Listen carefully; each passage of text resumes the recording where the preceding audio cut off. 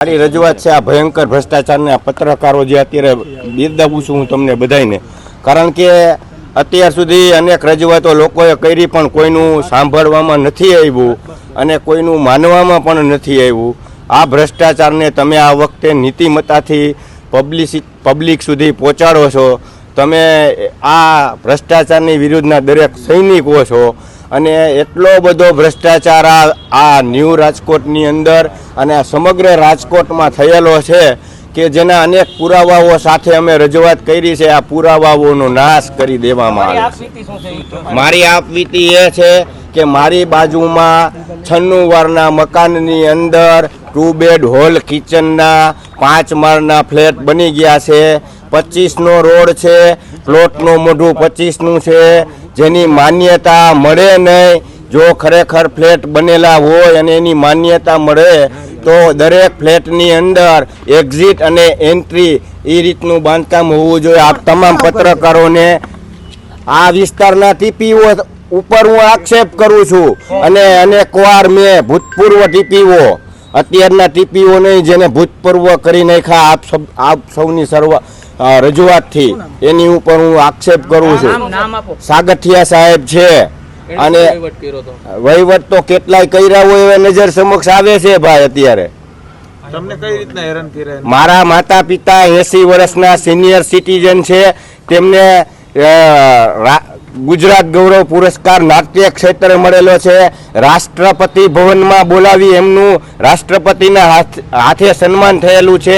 આદરણીય નરેન્દ્ર મોદી જ્યારે ગુજરાતના મુખ્યમંત્રી હતા ત્યારે પણ તેમનું સન્માન થયેલું છે. એવા સિનિયર સિટીઝનોને માનસિક ત્રાસ આપેલો છે અને અંતે અમારે એમની એમ કહેવું પડ્યું હતું કે હવે તમે અમારું મકાન પચાવી પાડવા માટે જે ત્રાસ આપો છો ને એમાં અમે અમારો આખો પરિવાર આત્મવિલોપન કરશું. ત્યારે અમને આ ત્રાસ દેવાનો બંધ કર્યો. કઈ વર્ષની ઘટના છે? ક્યારની છે? આ 6 વર્ષ દિવસ પહેલાની ઘટના છે. કયા પ્રકારનો ત્રાસ અપાતો હતો તમારે? ત્રાસ એટલે એક જ દિવાલે બાંધકામ ચાલતું હોય તો તમે વિચાર કરી લ્યો શું હોય. કારણ કે મારું મકાન રોડ ઉપરનું મોઢું હતું અને એને જે મકાન લીધો ને એ બાજુનું હતું. એને એમ હતું કે આ લોકોને દબાવીને પડાવી લેશું, પણ અમે જાગ ઝીલી છે. ક્યાં ફરિયાદ કરવી સાહેબ? ક્યાં ફરિયાદ કરવી?